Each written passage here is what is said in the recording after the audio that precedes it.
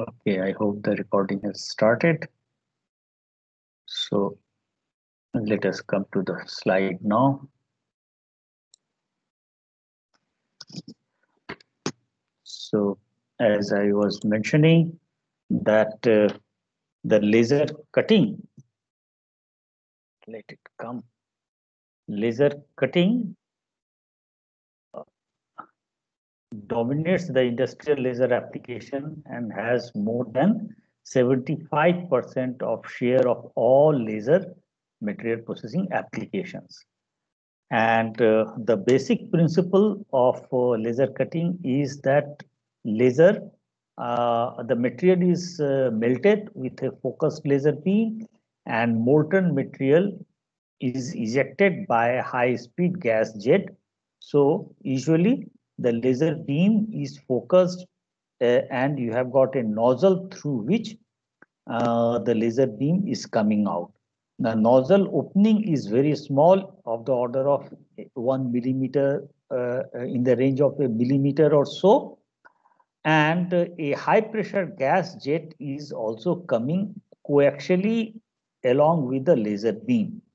So while cutting the laser beam is incident on the workpiece, on the plate or on the sheet, laser beam at high intensities of the order of 10 to power 5 to 10 to power 6 watt per centimeter square, it is going to melt the material, and the high pressure gas jet is going to eject out or remove the molten material.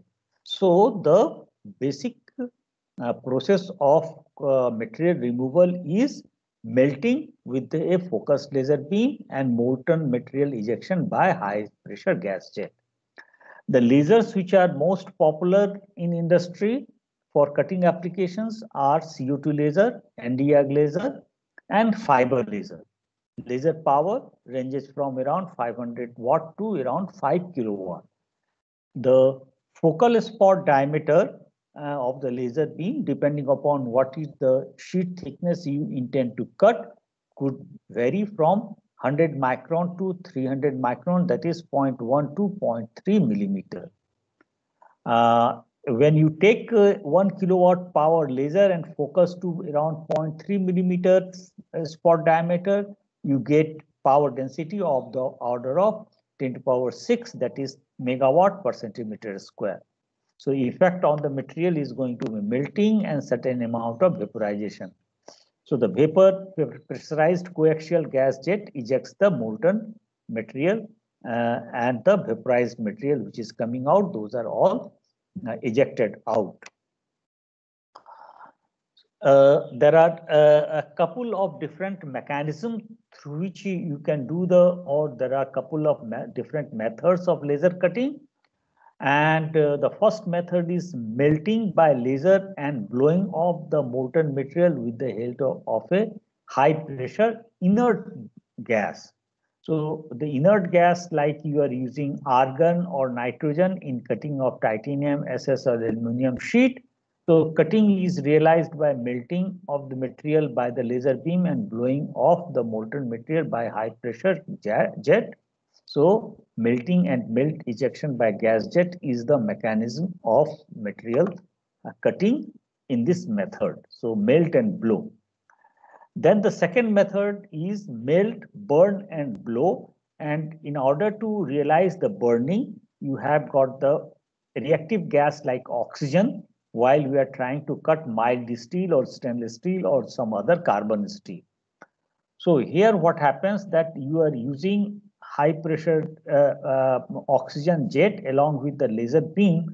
So what will happen that the laser beam, when it is heating the material to iron based material to 1000 degree and above, the in presence of oxygen you get oxidation reaction, and this is exothermic reaction, and this adds around 40 to 60% additional energy through oxidation reaction, 40 to 60% of the absorbed laser power. So if 1 kilowatt laser power is absorbed, then almost 400 watt to 600 watt additional power is added to 1 kilowatt laser absorb laser in the material, and then it can melt the material in a much faster manner, and the oxygen gas jet is also going to eject out these molten material, and some molten material may get oxidized, so all those molten material is going to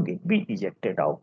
So this is the second method: melt, burn and blow. Third method is the vaporization, and this is mostly used, this process is mostly operative in metals like wood and plastic, which directly gets sublimated in the form of vapor. So here the high peak power pulse laser cutting of materials like wood and plastics. You can also use high power continuous wave laser also. So these materials will not melt, but it will just directly get evaporated, and you can cut the material, and material removal is through the evaporation process. So operating parameters is laser cutting, is laser power, and whether it's a pulse laser or continuous wave laser, laser spot diameter, and the laser wavelength. The second parameter is the cutting speed, and the third is the location of the focal point, whether it is on the top surface of the workpiece or it is inside the below the surface. Okay. Fourth parameter is the cutting nozzle, the type of nozzle you are using, whether it is cylindrical nozzle or conical nozzle or supersonic nozzle. So the gas flow and its velocity and the shear force exerted on the molten material is going to be determined by the type of the nozzle. Also, the size of the nozzle opening, whether it is 0.5 millimeter or 1 millimeter. The standoff distance, that is the distance between the nozzle and the top surface of the workpiece. So that is the standoff distance known. So all these factors is also going to decide the laser cutting process. Then the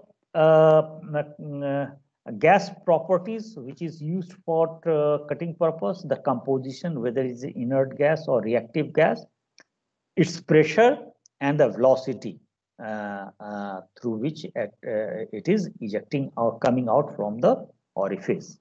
Material properties is its composition, surface conditions, whether it is highly polished or matte finished, or it has got any oxide, like in case of mild steel, there could be some oxide layer. So oxide layer and matte finish helps in absorption, increases the absorption compared to highly polished surface. And it will also depend on the thickness of the material. So here you can see that if you have the higher laser power, then you can have the fast cutting. So this shows the laser cutting dependence on the laser cutting speed and material thickness at different laser power. So higher power, faster cutting speed, as well as you can get higher sheet thickness.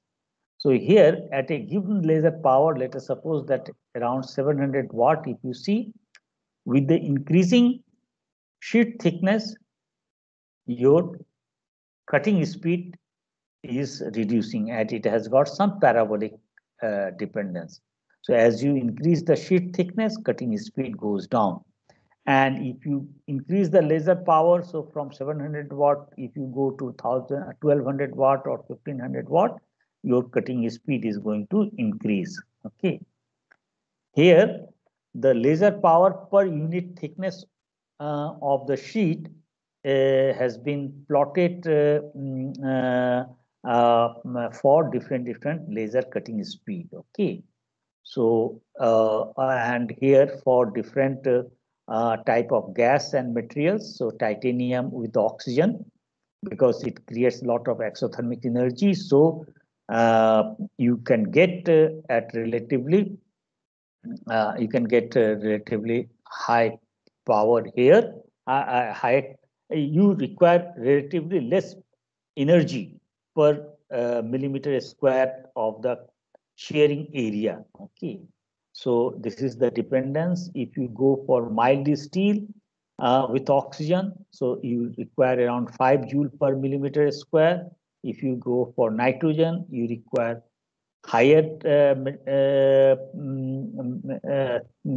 energy per unit area, and for titanium with the inert gas, even higher. Okay, so you get this type of dependence. Now, if you try to see and try to model this process, you can model this process assuming that there is the speed of laser cutting is relatively high, so that the energy loss or the power loss by heat conduction or radiation or convection is negligible. So whatever laser power is absorbed is utilized in melting the material, and that molten material is getting ejected by the gas jet. So I can equate the laser power which is absorbed with the volume of the material which is going to get melted. So eta into P, eta is the coupling efficiency, which is nothing but 1 minus R. This is the laser power coupling efficiency into laser power P. This will be equal to the amount of power required to melt the material in unit time, or energy required in unit time. So the volume of the material, if your curve width, which is equal to the laser beam spot diameter, is W, sheet thickness is T, and the maximum cutting speed at which you are able to realize cutting is V, then the volume of material which is getting melted is WT into V, multiplied by density is going to give you mass, and this is multiplied by the Cp Tm, the melting temperature, plus latent heat of fusion.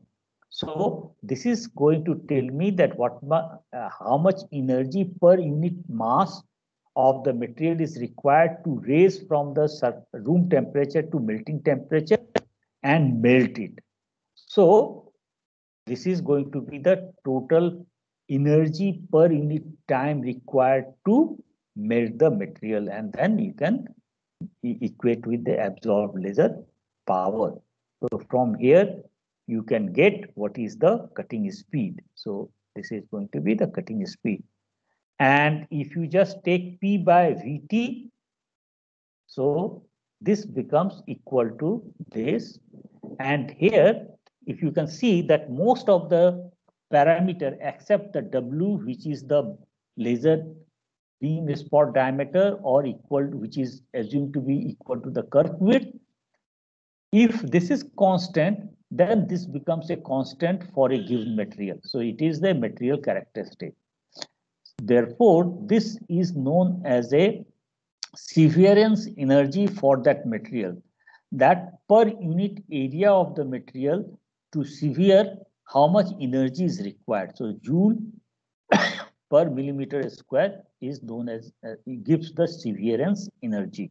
You want to severe out how this, if I have got this much area of the surface to be severed with the help of the laser, then how much energy is required. So here, different materials severance energy has been indicated with oxygen assist, which requires relatively low severance energy. So these are the experimental results. The two ranges, high and low ranges, has been indicated.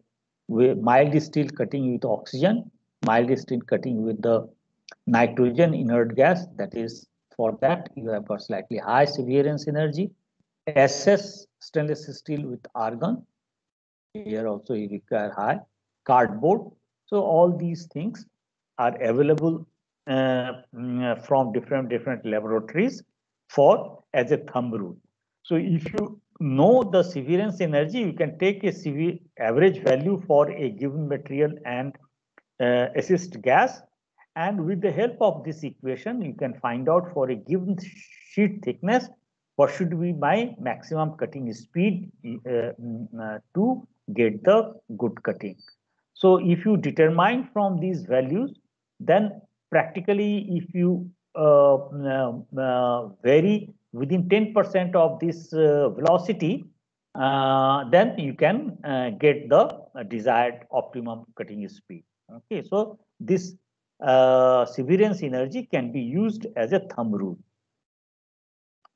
This shows the different advantages of laser processing. So you can do cutting of all different types of material. The curve width, that is that could be very narrow. High accuracy you can get. You can get very low heat affected zone because you can control the scan speeds in such a way that the heat conduction in the radial direction is very small. Low noise, high productivity, low surface roughness you can get. Easy to cut hard materials because it doesn't depend on the physical hardness of a material. No problem of tool wear because it is a non-contact method directly with the help of a beam, light beam you are cutting. Easy to produce complex profiles. Just with the CNC machine, you can just give the relative motion of the laser beam on the top surface, so you can do the cutting of any profile. Straight cut edge with sharp corners you can realize, so you can see that very sharp corners can be done.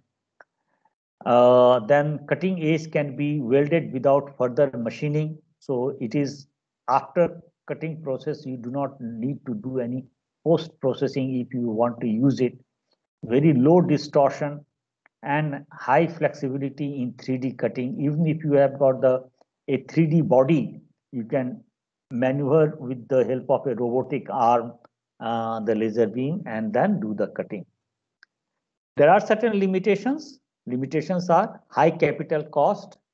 Cutting of high reflecting materials are difficult because initial absorption itself will be difficult, like cutting of aluminium and copper sheets are little difficult.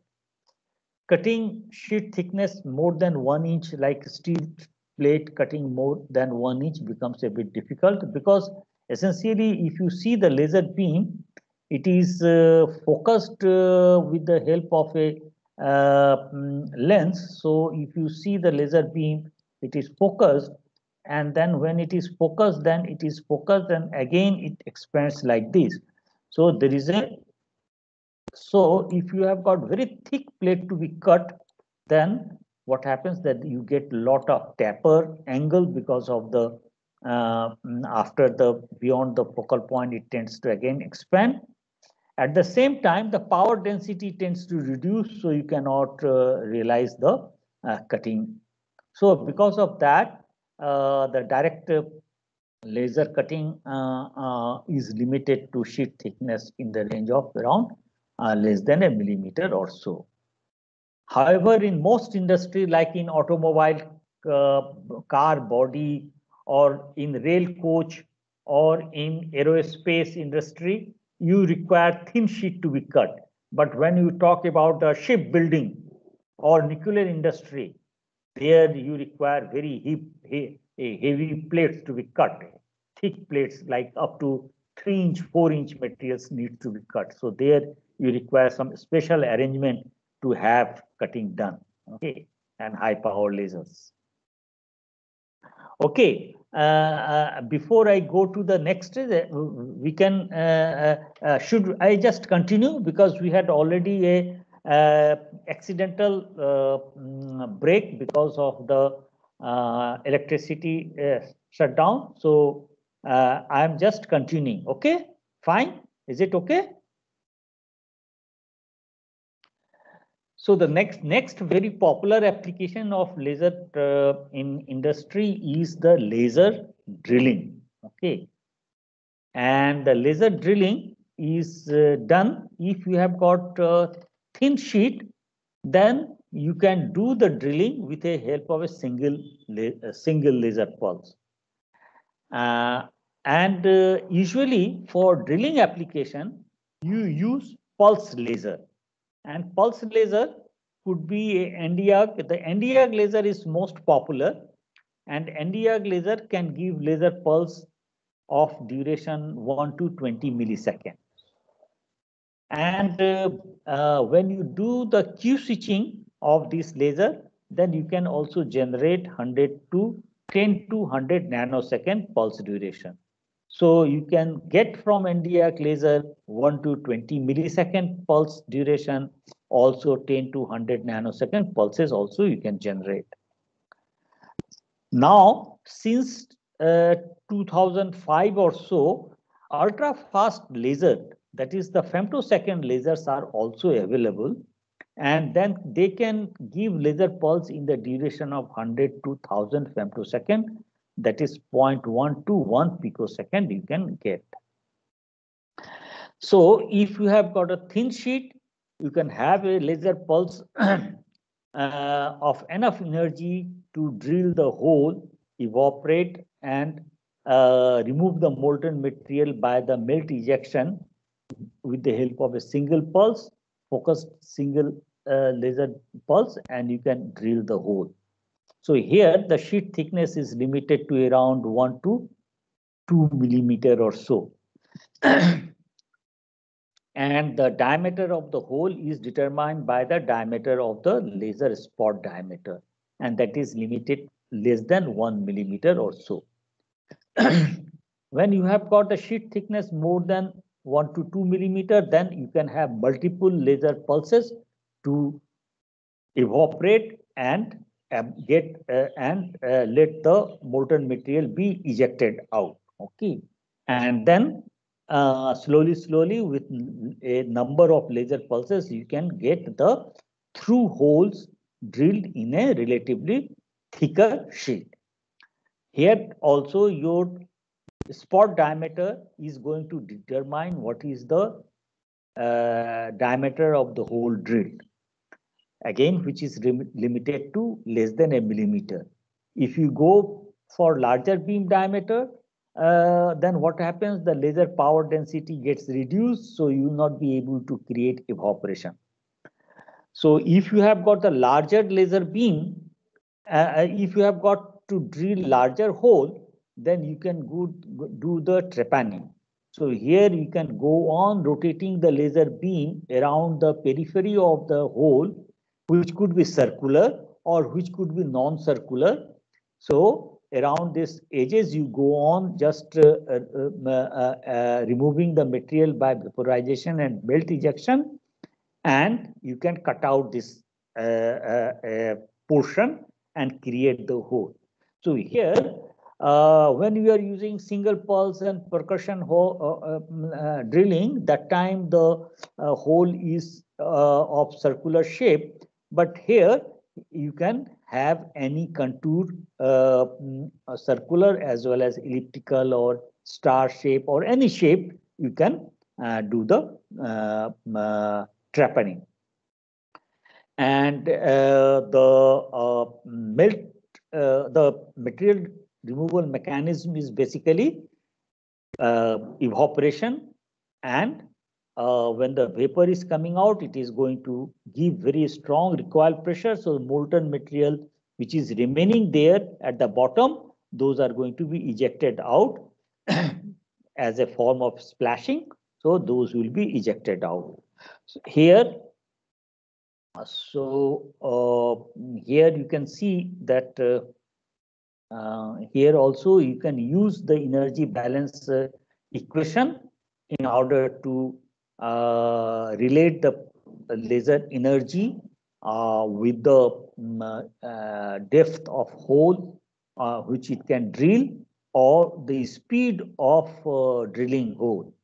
So if you assume that U is the energy which is absorbed in the hole, then I can equate it with the energy required to evaporate that material. So if A is the radius of the hole, pi A square is going to be the area, and assume that with this energy U, you are able to generate the hole up to the depth Z, then the volume of this cylindrical volume will be pi A square into Z, multiplied by the rho is going to give you the mass of the material which is going to be evaporated, and the energy required to evaporate per unit mass is going to be Cp into rising the temperature from room temperature to the vaporization temperature. So this is the energy required to raise the temperature to vapor temperature, plus latent heat of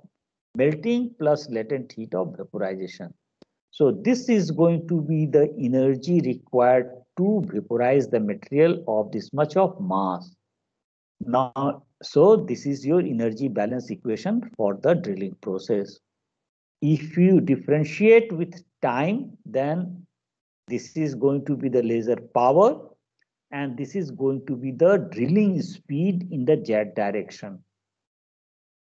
Now, this laser power divided by pi square is going to give you the irradiance or laser power density I. So the drilling velocity VV is the drilling velocity is going to be I divided by this parameter rho CPTV plus LM plus LV. So this is going to give you the idea of what is the speed at which the material is getting vaporized. Okay, so here some typical values has been shown over here. For steel material, the Cp is 500 joule per kg per degrees Kelvin. Melting temp, vaporization temperature is around, let us suppose it is 2000, and LV is around 5 megajoule per kg, and rho density is 10,000 kg per meter cube. If you assume this, then you can get the velocity at intensity around 10 to the power 6 watt per centimeter square.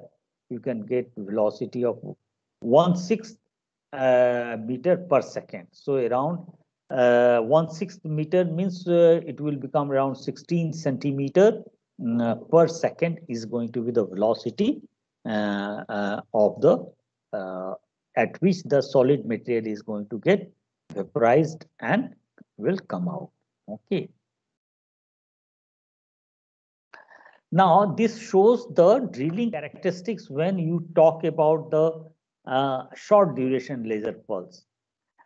As I mentioned that the thermal diffusion length, which is dependent on 2 under root kappa tau. So if your pulse duration is nanosecond or longer, then your thermal diffusion length, and if you are doing the micro drilling, then there is a chance that good amount of heat is going to get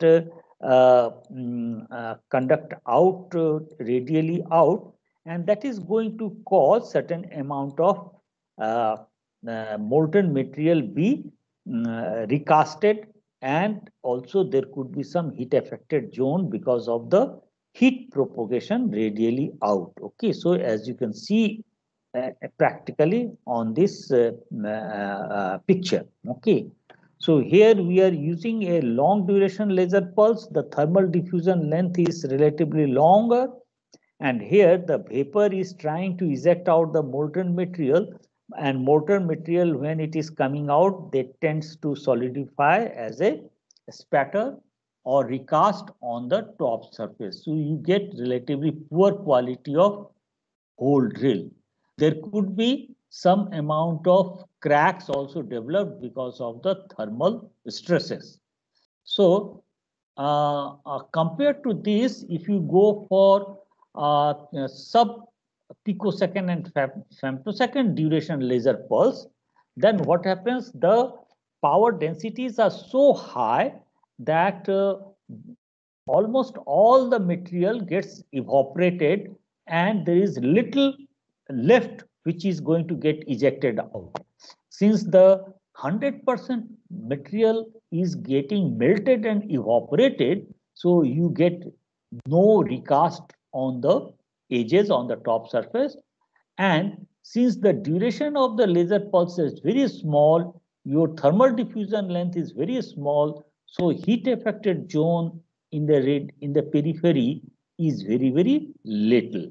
So if you want to get micro machining done, then it is always preferable to use short duration laser pulse in shorter duration in the range of picosecond and sub picosecond in order to minimize the thermal effects in the heat affected zone, and you can get very clean hole drilled. Okay.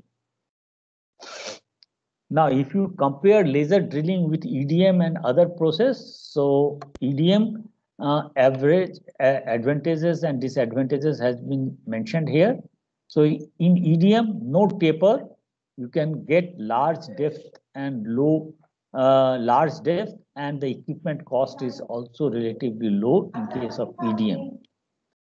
Mechanical drilling, if you are using the drilling machine, you can get large diameter hole, large depth, low equipment cost. When you are using laser, high throughput, because the process is very fast, as you could see that around 16 centimeter per second you can have the material speed with which it is going to be removed. No drill or wear breakage of the drill, because you are not using any drill and it is a non-contact method. Depending upon what is the pulse duration, you can get very small heat affected zone. Wide range of material can be drilled, low operating cost, but the equipment cost is relatively high. Okay.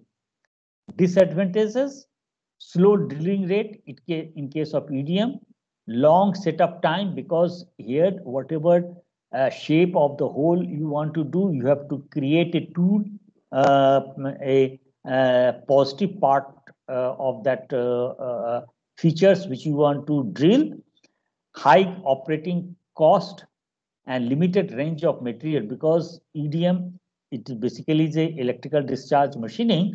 It only the electrically conductive material can be drilled. Mechanical drilling, there is a always chance of breakage and wear of drill. Low throughput, difficult to drill small holes less than if you go to less than 100 micron hole, it is very difficult. Limited materials. If you have got very hard material like ceramic brittle material, it is very difficult to drill. You are going to break the workpiece because of the mechanical stresses. If you have got a diamond, if you have got a silicon nitride, it is very difficult to do the drilling by a conventional method. But with the laser, you can do easily. However, the limitations or disadvantages of laser drilling is hole has got certain taper angle, limited depth and diameter you can get, and you can get recast layer if you are using millisecond and nanosecond duration lasers. Okay. So this is all about your drilling process. And now we come to the laser welding. So what we saw in laser cutting, we had done the just melting of the material and allowed the molten material be ejected out with the help of a high pressure gas jet. In case of drilling, you use slightly higher power density laser laser beam at 10 to the power 6 to 10 to the power 9 watt per centimeter square, and you get vaporization of the material. So vapor comes out. Material removal mechanism is drilling is mainly through vapor. And when the vapor is escaping, it gives a lot of required pressure on the remaining molten material, so that gets ejected out.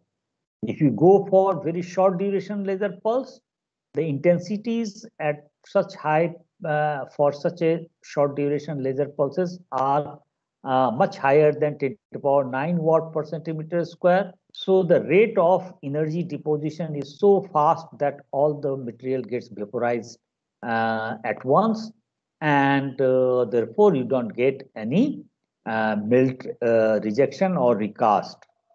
Now, when we talk about the welding, you do not want material to be ejected out, so you need to control the laser power density or laser intensity and scan speed in such a way that material is just melted.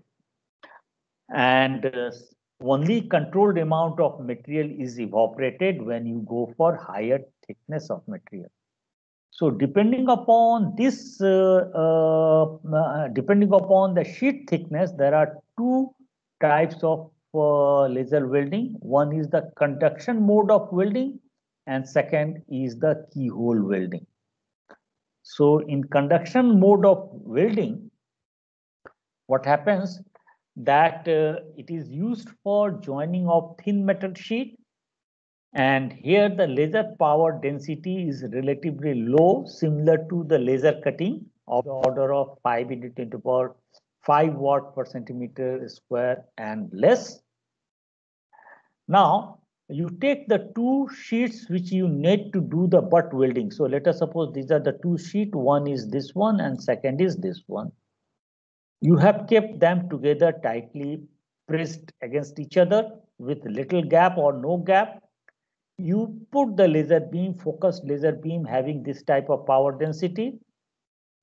So the laser power is going to get absorbed on the top surface. As we know that in metal, the depth in which the laser power gets absorbed is in the range of around tens of nanometer. Effectively, it is almost on the top surface here.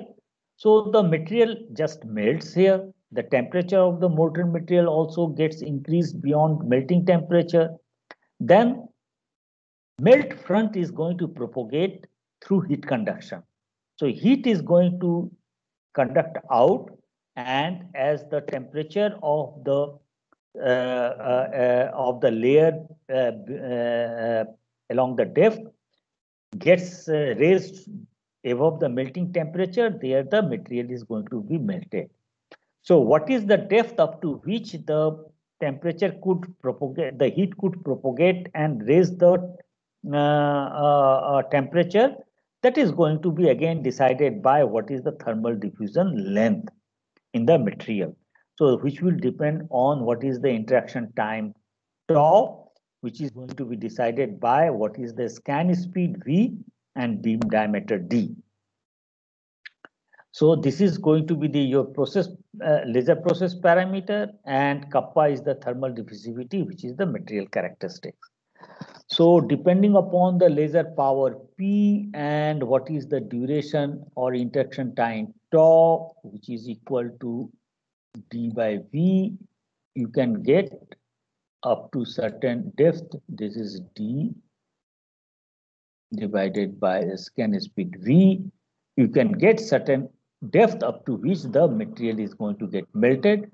And as you move the laser beam away from this point, this material is going to fuse both the plate together. So this is the molten material. As you are taking the beam in this direction, the melt front is going to propagate in this way. And at the trailing edge, the molten material is going to get solidified. And in this case of the butt welding, these two pieces is going to get joined according to as the beam is moving. Now, if you have got a sheet thickness more than 1 millimeter or 3 millimeter or so, then you require slightly higher power density. So when the power density is more than 10 to the power 6 watt per centimeter square, then what happens? The material gets melted, as well as a small amount of metal, molten material is gets vaporized, and this vapor, when it is absorbing the laser power, then it gets also forms a plasma. So plasma is also getting formed here. Okay. Now this vapor which is coming out, it gives a required pressure. Okay, so this figure has got moved from here to here. So okay, so because of this is provides a required pressure on the molten material, and this molten material gets pushed towards the surface, towards the wall.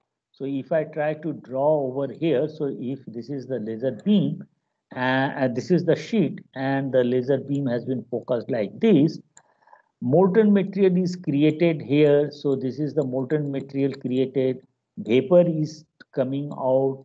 So this vapor is going to put certain amount of required pressure, and because of that the molten material is going to be pushed out towards the wall. So this is the molten material which is pushed out, and when this molten material is also going to be pushed out, then what will happen, that you are going to get this type of a surface. Molten material is like this here, and the laser beam is going to be now go through multiple reflection here as it has been shown up to the bottom. So if depending upon your laser power, intensity and the interaction time, this keyhole can go and get deepened up to the desired depth of the, or up to the thickness, along the thickness of the sheet you want to weld. Now, if you have got the two pieces kept like this, so this type of hole has been created where the molten material is pushed in this direction here on the wall because of the vapor which is coming out. And when the laser beam is moved in this direction again, then this molten material is again going to collapse and then fill up this gap, and these two pieces is going to get joined. So this way you can get very deep penetration welding done. So the laser beam is absorbed in the keyhole in multiple reflection, and also in the vapor which is inside this keyhole, and heat is transmitted from this plasma to the, so if the plasma vapor and plasma is created here, then the laser beam is going to be absorbed here in this vapor and plasma. So heat is also going to conduct from the vapor and plasma, thereby the laser power is going to get absorbed in the keyhole. So in the keyhole, laser beam is getting absorbed in the multiple reflection, as well as it is also getting heated because of the hot plasma. So in this case, you get keyhole welding, the aspect ratio, that is the depth to diameter of the weld or weld width. This could be of the order of 3 to 5, compared to the conduction mode of welding where the aspect ratio is in the range of 1 to 1.5. Okay, here the diameter of this diameter or the weld width to depth, if you take the ratio depth divided by the width of the weld, it will be in the range of 1 to 1.5, and in deep penetration welding you can get from 3 to 5 or so. The scan speed determines the shape of the keyhole. Okay, how the keyhole will look like. So here the beam is propagating in this direction, it is moved in this direction. In the trailing edge, all the molten material is going to fill up the hole which is created by the vapor which is escaping out, and then fuse the two parts together. So here if you consider the operating parameter, your beam power density, as you could see that whether it is conduction mode or keyhole mode, it will depend on that. Beam power distribution, that is the mode, whether it is a TM00 mode or higher order modes having m square value more than 1. The polarization effect of the laser beam, whether it is a like as you know in optics, this laser, the light beam which is getting reflected from a surface, it depends on the polarization, whether the polarization is in this direction like in the plane of the paper. So this is the polarization state, electric vector. I can say this is the electric vector. Okay.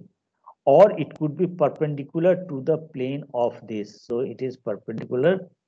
So depending upon what is the state of polarization, the reflectivity depends. Okay. So that determines the weld quality also. Mode of operation, whether you are using CW laser or pulse laser. Then this is the beam characteristics, the process parameter, what is the beam diameter and where the laser beam has been focused, welding speed, and shielding and shrouding gas you are using.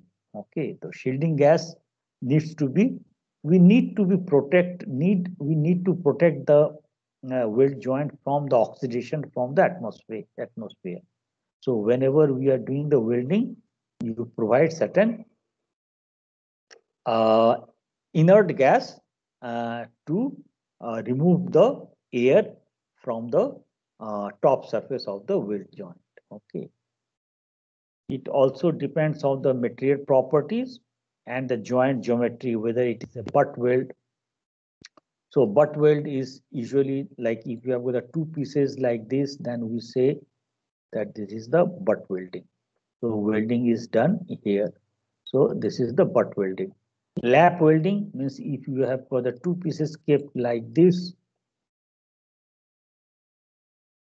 and you do the welding like this. So this is the lap welding. Okay. And this is your butt welding like this. Okay. So this is this one and this was the lap welding. There could be many other types of joints. It could be T joints, like this is the sheet and you have got the another sheet here kept and you do the welding in this zone here. Here you can do the welding or in this side also. From this side as well as this side you can do for the T joint. Then one of the characteristics of this welding is laser welding is that we don't use any filler material. And since we do not use any filler material, then what is the gap which can be tolerable in case of butt welding is very, very important. So thumb rule is that the gap between the two sheets should be within 10% of the thickness. So if the thickness is T, then this gap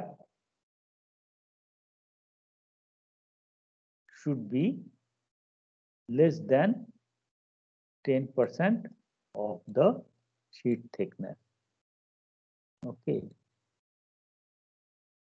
So if I have got 3 millimeter of sheet thickness, then the gap of the sheet, if these are the two sheets to be welded, then along the length, your gap should be limited to 300 micron or so. So when the laser beam is passed through, both the material is going to get heated up and melted. Because of the thermal expansion, the gap which we have around less than 3 millimeter, it is going to fill up. And because of this filling up, because of the thermal expansion, this gap gets breached. And when the material is going to be solidified, then this molten material is going to be created in this zone. Okay, so if you have got the gap within 10%, you can do the welding very nicely, butt welding. The parameters effect of the conduction mode of welding, when we have got the low laser power density, you get the conduction mode. So with the power density, how the welding depth is increasing is shown over here. So here the slope is slightly low because it is decided by the heat conduction. However, when we go to laser power more than 10 to 5 into 10 to the power 6 per centimeter square or so, then you come to the keyhole mode of welding. And here, the depth of welding doesn't depend on the heat conduction, but it is because of the small amount of material which is getting vaporized and creating the keyhole through recoil pressure. So the depth with the laser intensity increases at a faster rate. So here you can see that the slope is much faster compared to the conduction welding. Okay, and here for different laser power, how it has been going to increase with laser power density, how the welding speed is going to increase, it has been shown here. And this is the zone which is the transition zone between conduction and keyhole welding. So if you see the shape of the weld cross section, so if you have a butt welding, and in case of thin sheet, you are going to have conduction mode, which is going to have this type of a weld profile. Okay. Here, when you have got the thick material and you are going to have your uh, uh, keyhole, then you get this type of a keyhole type of welding done. So it is based on the keyhole formation. In the intermediate zone, if you try to see, then quite often you see this type of weld profile. So it will be something like this, signature of both conduction mode and your keyhole mode. So on the top surface, your width will be slightly more compared to in the bottom surface. Okay.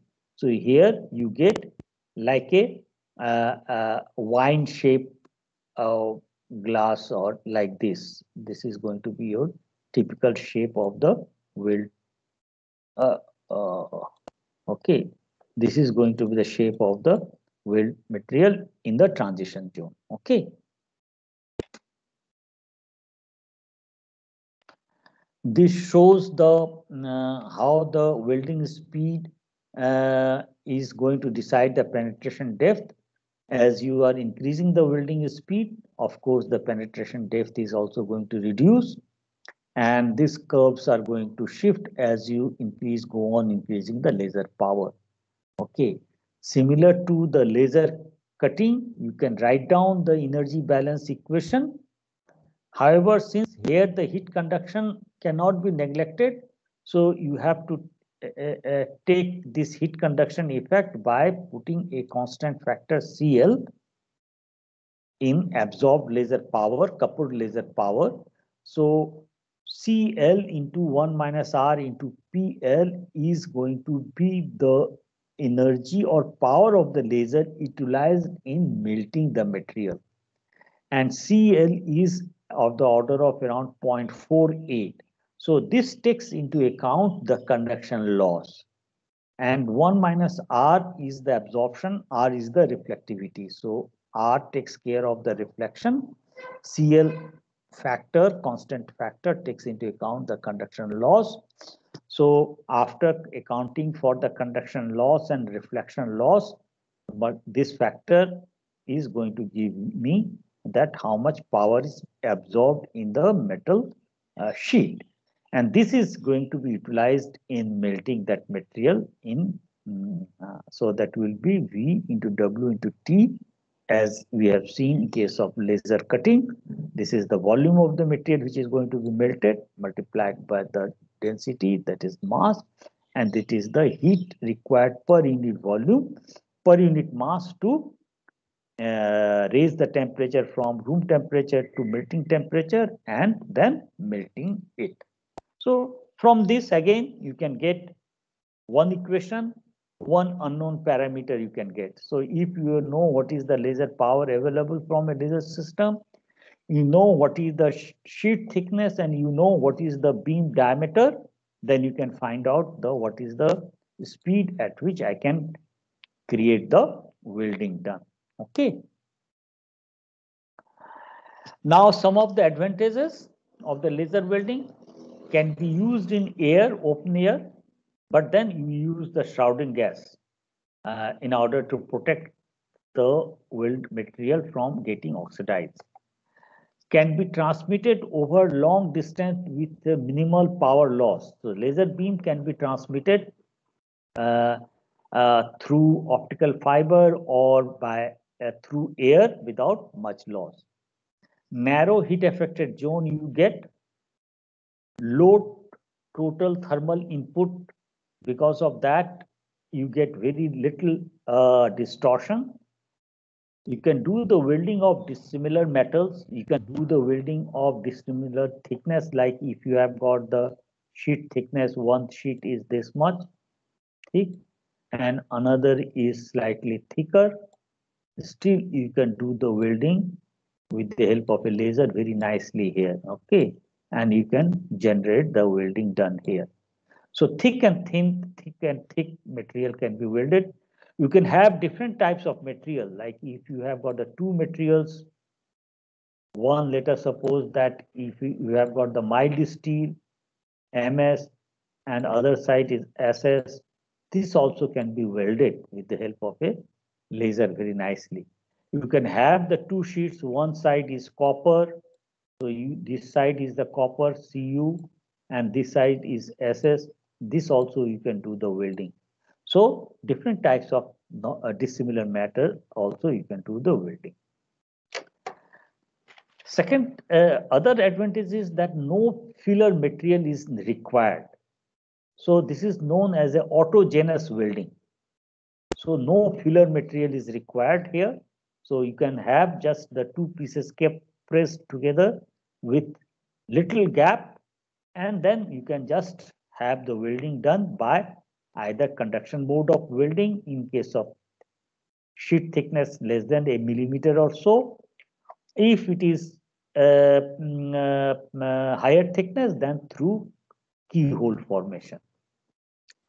No secondary finishing is required. That is, the post-processing requirement is very, very low.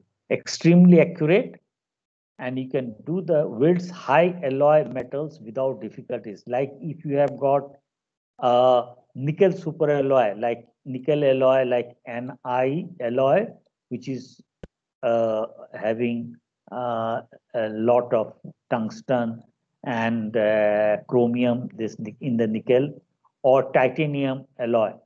Like titanium alloy, you can do the welding very easily. Okay.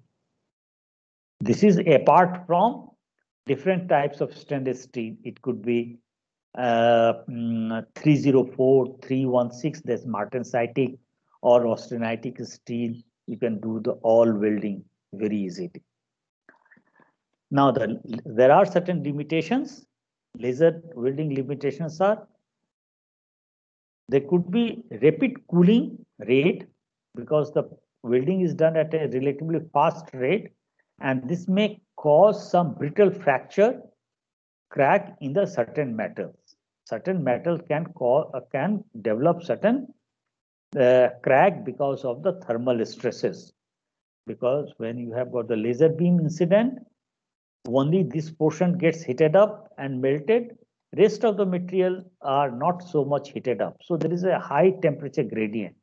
Because of the high temperature gradient, there will be certain thermal stresses. And because of the thermal stress, when the material gets cooled, then there could be that thermal stress may cause certain cracks in certain material in the weld joint. Then the cost of the laser beam is high, and also the maintenance cost could be sometimes high. Okay, so these are some limitations. Weld applications in automobile sector, more than 65% laser welding is used in automobile sector for welding of Taylor blanks for automobile blank body, welding of transmission component like gears, various coupling and differentials which are used in automobile industry in auto components, those could be done the welding.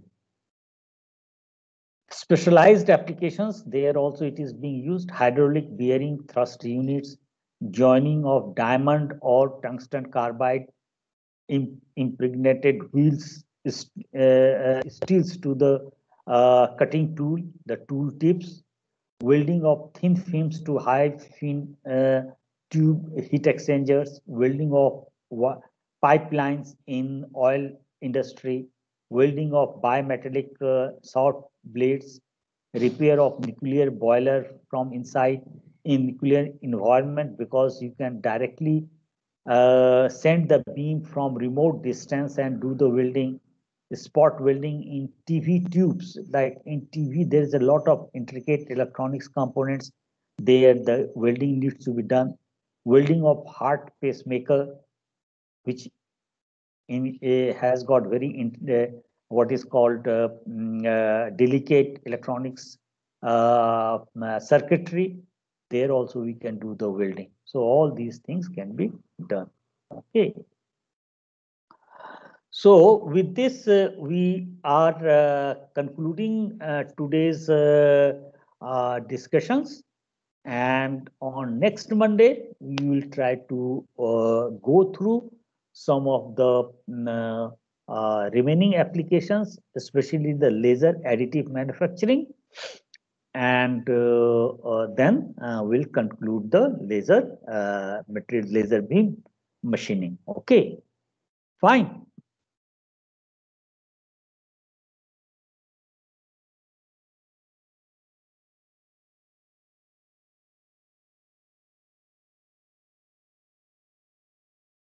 Now, if you have got any question, you please ask me. If you have any question, uh, okay.